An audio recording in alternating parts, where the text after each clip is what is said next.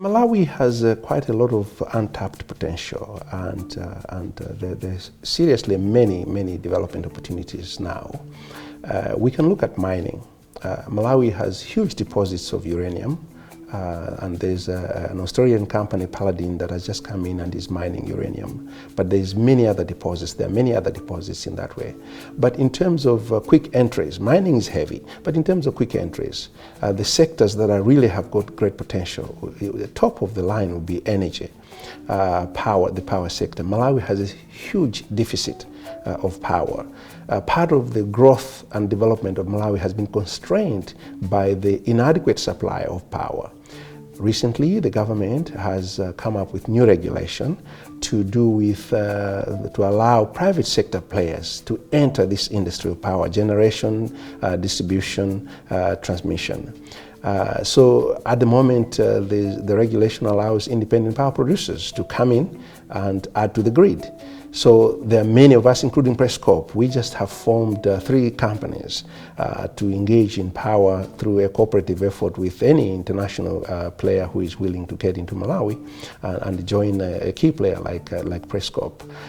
We have got Press Solar, which has to do with solar power, and then generally Press Hydro, which we intend to use for the hydropower generation, and then one to do with biomass. On biomass, we already have a memorandum of understanding signed with Symbion Power of the US here, and I think that one, the direction is looking good. Press Solar, we have got a lot of prospecting companies, including Canadian companies, that have approached us to join us in this particular venture. So energy, power, the whole idea of filling the power gap in Malawi is one of the real serious potential areas that I think in terms of quick wins, we would expect that that area would take off very quickly because the demand is already there.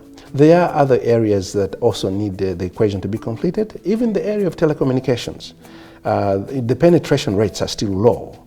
But obviously there's a partnering requirement in terms of suppliers of equipment, technical expertise. We still need, we're still getting outside Malawi for some of the technical expertise we need to run some of these ventures that I've been talking about. So telecoms is still there. The financial sector still has room. Obviously finance, it always has room. But as I said, as Malawi is growing, there'll be need for more companies, more players in the various segments, especially those 3. So really, energy, power generation, the ICT area, telecommunications, and as well as financial services, banking, etc.